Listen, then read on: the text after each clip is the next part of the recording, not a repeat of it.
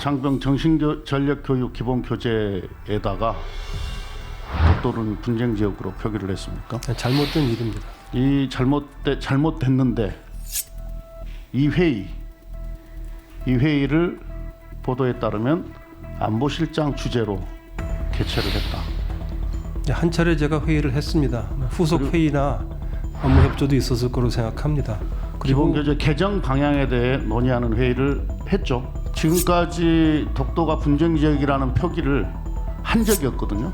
그러면 이게 뭐 진보 정권이든 보수 정권 어느 정권이든 그렇게 됐었습니다. 뭔가 관련된 논의가 있었으니까 이게 등장을 하지 한 번도 그런 적이 없었는데 느닷없이 이게 이번에 등장을 합니까? 저 김태년 의원님, 결코 그런 논의가 있을 수도 없고 전혀 없었습니다. 그리고 그럼 원인이 뭐라고 생각하세요? 왜 이런 뭐 그런 논의가 없었는데 느닷없이 이번 정부 들어서서 윤석열 정부 들어서서 제일 첫 번째 임무는 뭔가요? 국민의 생명과 재산을 보호하고 안보를 지키고 경제를 발전시키는 것입니다. 가장 중요한 게 안보라고 생각합니다. 안보가 영토와 국민의 생명과 재산을 지키는 거 아니겠습니까? 그렇습니다. 인사청문회에서 국정원장에게 안보관을 질문한다는 게 참 참담하긴 한데요.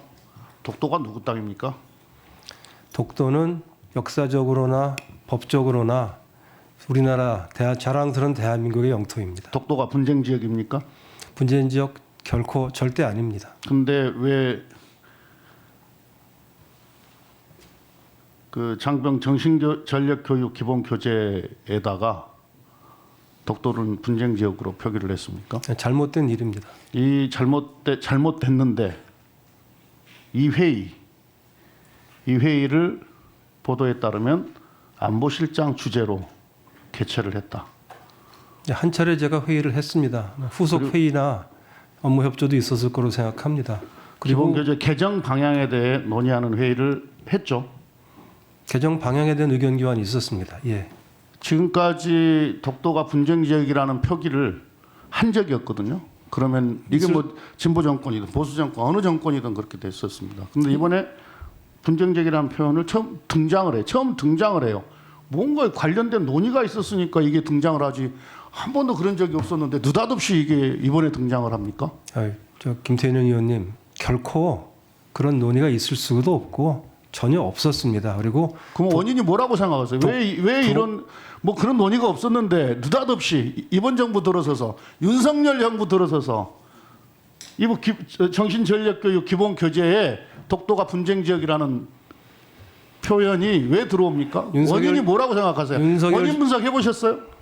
윤석열 정부에서 취하고 있는 정책하고 독도가 분쟁 지역을 기술한 것은 완전 아무런 관련이 없습니다. 왜 관련이 없어요? 잘못된 일이고 잘못된 일로서 다뤘습니다. 잠깐만, 기본적으로 정권의 기본 흐름 이런 것들을 반영하고 있는 전혀 거고. 그렇지 않습니다. 신원식 장관하고 자주 소통한다고 이야기했죠.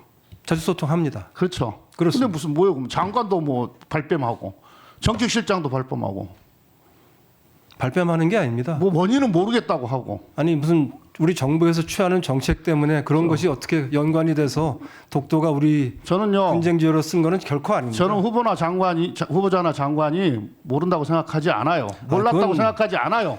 그런데 설령 몰랐다고 해도 이게 책임으로부터 자유로울 수가 있습니까? 우리 영토 문제인데.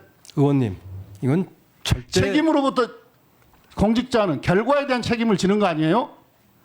설령 몰랐다고 하더라도 이 결과에 대해서 후보자나 안보실장이었던 후보자나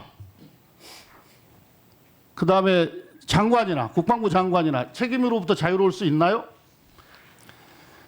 의원님, 만약에 이게 책임으로부터 자유롭다 이렇게 이야기해 버리면 우리 국민들이 어떤 공직자를 믿을 수가 있겠어요?